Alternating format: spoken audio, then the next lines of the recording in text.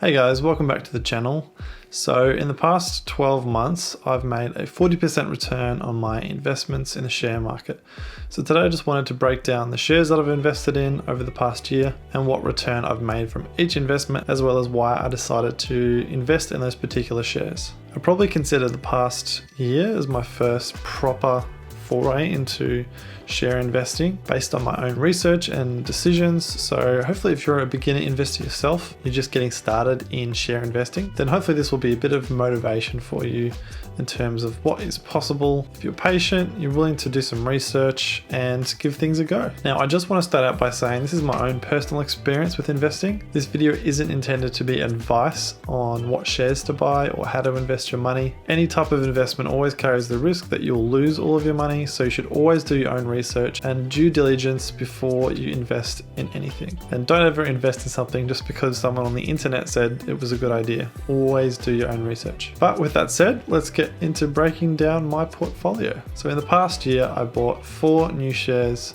and I'll go through them one by one with a bit of a breakdown as to why I decided to buy them. And I'll go from my worst performing investment to my best performing at the end. So number 1 is my worst performing share of 2020, and that is Webjet. Now, to be fair, I haven't been holding this company for very long. I bought it at the start of December, so it's just over a month really that I've been holding this company. But in that time, the share price has dropped to $5.07, which is about a 12% loss on what I paid for it. Now, if you're not familiar with Webjet, it's an online travel booking website, which is obviously the reason why it's dropped in price so much this year because of the pandemic. Prior to the pandemic, it was sitting around $10 to $15 per share, and I bought it when it was on a slight uptrend in price because the pandemic in Australia had begun to stabilize a little. Unfortunately, in the past few weeks, there's been fresh outbreaks, including in my home state of Victoria, which means that the share price has definitely taken a tumble since I bought it. But I'm confident that the price will eventually bounce back. It's a very strong company in terms of brand, and its financials is actually really strong as well, which is the other reason why I wanted to buy it. But I'm keen to see how quickly the price will recover once a vaccine is more widely distributed and travel begins to get back to normal. So next on the list of shares that I bought in 2020 was NAB, or National Australia Bank. NAB is one of the big 4 banks in Australia, and during the height of the pandemic, the price was just dropping like a brick. So I managed to buy NAB at the share price of $15.50, which is a crazy low price considering it hasn't been at that sort of a price since the 1990s, the late 1990s.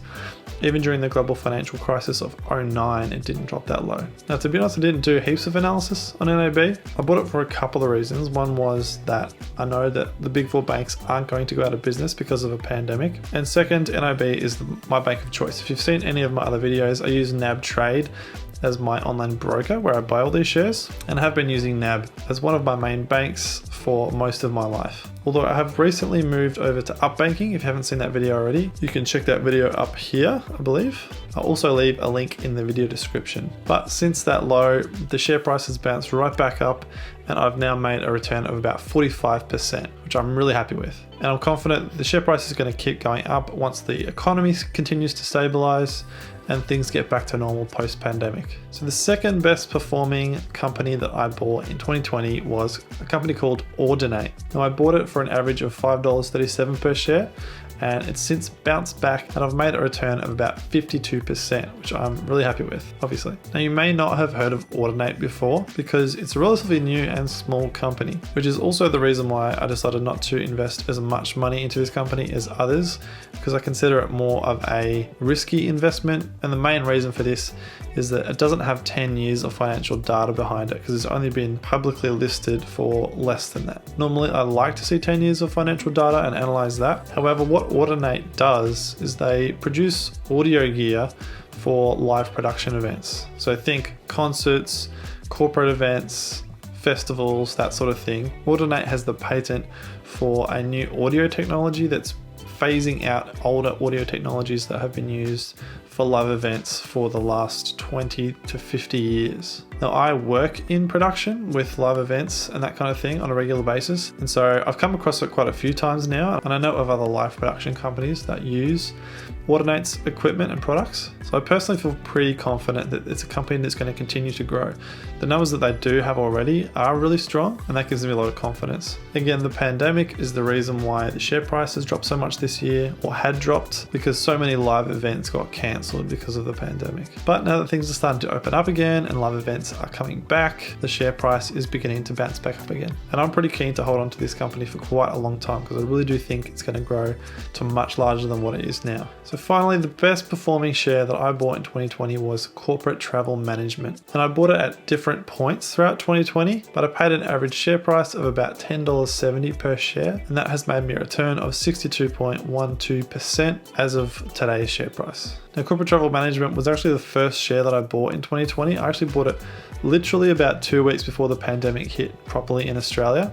And so the price dropped from about $18 down to $4 a share at its lowest point. Of course, in hindsight now, I would have bought a lot more shares at $4, but I've had my eye on this company for a long time. Even before the pandemic, I've been watching this company for about a year and waiting for the price to go down to a more reasonable level. In a nutshell, what the company does is that they organize corporate travel arrangements for large corporations. It operates all over the world, including America, China, and Australia. I think it's got great financials. That's pretty much the main thing that drew me to it in the first place. Was after I analyzed 10 years of its previous financial history, the numbers come out really strong. And it's also less exposed financially to the pandemic than other companies like Webjet that are publicly facing, because Corporate Travel Management deals with corporate travel, which is kind of more of a necessity than public travel, because corporations often still have to travel to do business. But I think this is another share that's going to continue to go up as the pandemic settles and travel returns back to normal. So I don't think this is the best return that I'm going to get. I think I'm going to get a better return, but I'm definitely really happy that I invested in this company. So that's the breakdown of my investment portfolio for the last 12 months. I've made a return of about 37% all up, which I'm stoked with. I think it's great for my first year of really getting into investing.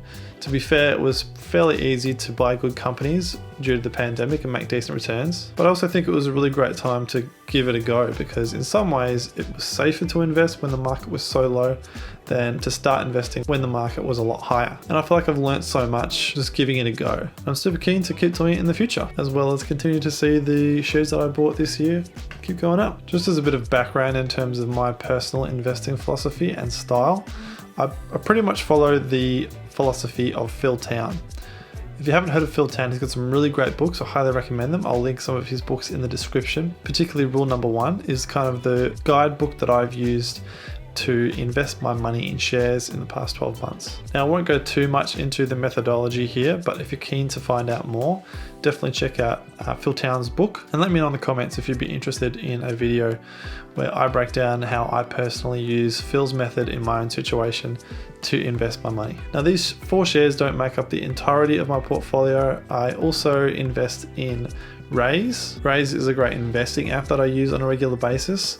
I did another video on it, which you can check out up here. Other than that, I've got a whole nother investing playlist of videos that I've done on investing in the past. So make sure you go check that out if you're keen on more investing content. And shout out to my mate Sanji, who's got a really great channel on finance and investing. So if you're keen for more of that sort of content, go check out his channel. I'll leave a link in the video description. But other than that, I hope you have an amazing day, and I'll see you very soon in the next video.